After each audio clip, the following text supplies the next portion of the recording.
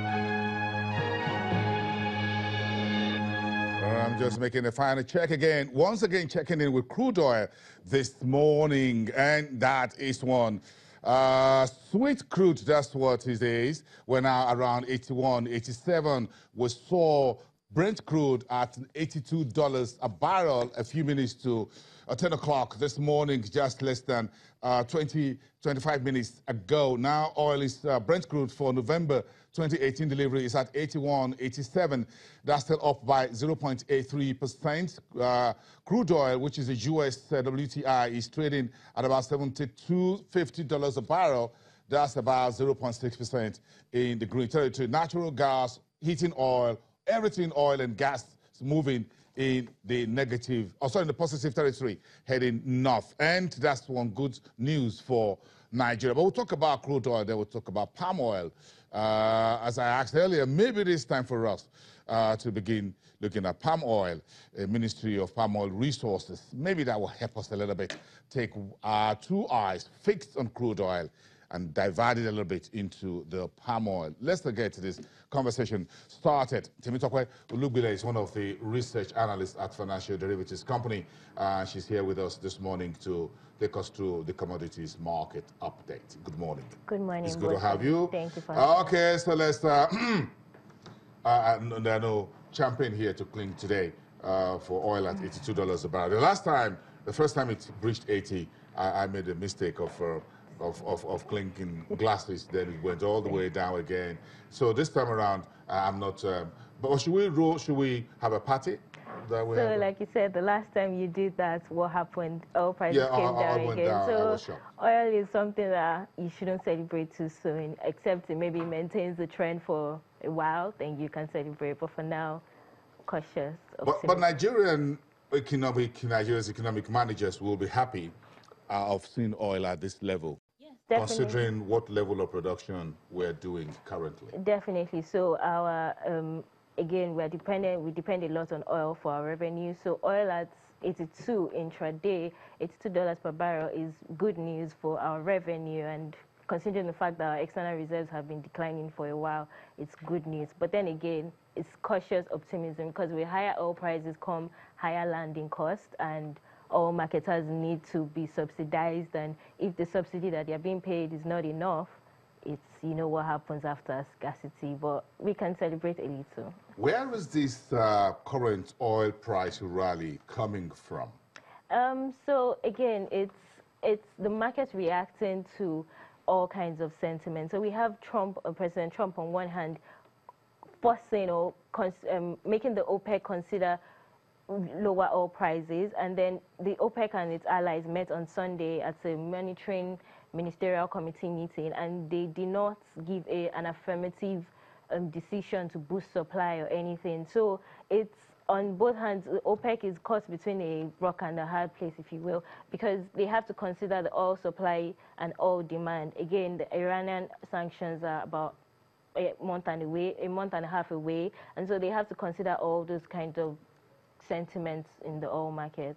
So it's down to the OPEC and Russia on one hand, and the US on the other hand, trying to discuss supply and output, which the US would want to see oil prices go down, because the more it increases, it hurts the US economy. But there was no clearance as at Sunday, I believe, in Algeria at the end of that ministerial meeting. So what we're left with is to keep looking at the market until November. And till their meeting in November. Exactly, to the major meeting in November. So we just have to wait and just let supply and demand do what it will to oil prices. Exactly. Maybe the entire Iranian sanctions will be playing out of President Trump's hand or out of Washington's hands and playing to the hands of OPEC members who need this money very, very, very dearly. Even for frontline producers like Saudi Arabia still looking at $80, $90 a barrel, because Saudi Arabia is also facing serious budget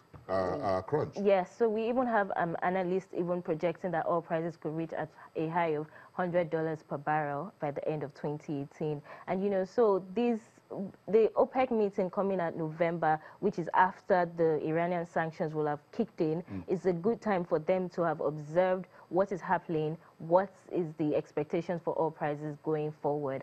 Again, President Trump might not be too happy about oil prices going too he's not going to be high. happy. Exactly. He's not going to be happy. But again, we'll have our pen on paper to write history if oil hits 100 under the current administration. Yeah. Those who are writing history will be looking at that. What else is making headlines? Are we done with Skybank and the bridge to Polaris Bank? We've crossed the bridge. So yes, we've crossed the bridge. So there's a Skybank there was Skybank. There was Skybank. Yes, now so there's a Polaris Bank yes. as a bridge bank. Yes. We also have that the MPC is concluding its fourth meeting of 2018 today, and we'll hear the results from that. Like we mentioned earlier, Brent is up to $81 per barrel now. External reserves is still declining. It's now about $44.3 billion.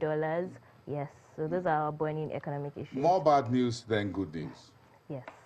Because the only good news is $80 a barrel, but as you've explained earlier, yes. Even that will have to be taken with a pinch of salt, considering the fact that the NNPC will still have to under-recover because of maintained price regime of 145 naira per liter, yes, at the station. Exactly, and if the projections are right about oil hitting $100 per barrel, imagine what that would do to our subsidy payments, and we don't want a fuel scarcity situation in the festive season so like we usually have. Is this called a catch-22 situation or whatever it is for Buhari's administration? Oil prices go up, thank you, but no thank you. If it goes down, well, no thank you at all, because you do less under recovery, yet you don't have enough to fix things up. Yes. But is it really specific to Buhari's administration? Because, I mean, if it was anybody else in place, it would still be the same issue of landing costs.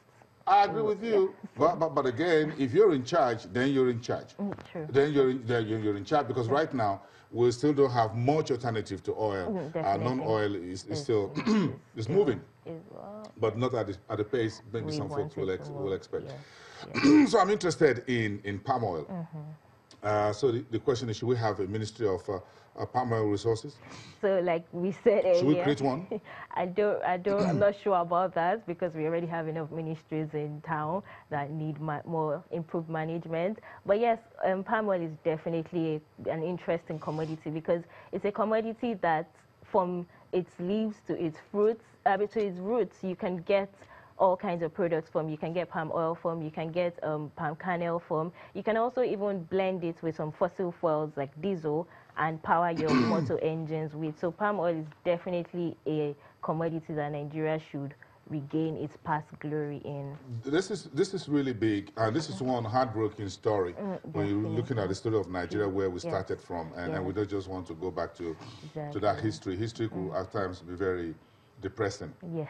It's because we were literally one of the top producers in the 60s and back in the 70s. So we need to definitely reclaim our glory as the top producer. Now we can barely do 2% of global supply. We're doing about 1.5% of global supply. And Indonesia, that is the top producer, word on the streets is that they got the fruits, the seeds from us back in the days, and now look at them, they are top producers and exporters. But in terms of consumption, we're not even, aside a few industries, and we're not very heavy on the industry side. So, well, yes. Most of what we produce are still consumed locally. So there's still a gap here where Malaysia and the rest folks are shipping refined palm oil to us. Yes, we don't have as many palm oil refineries as we don't even have crude oil refineries. Exactly. So that may be said to this. Exactly. So we are now importing palm oil, which we used to be a top producer of back in the 60s.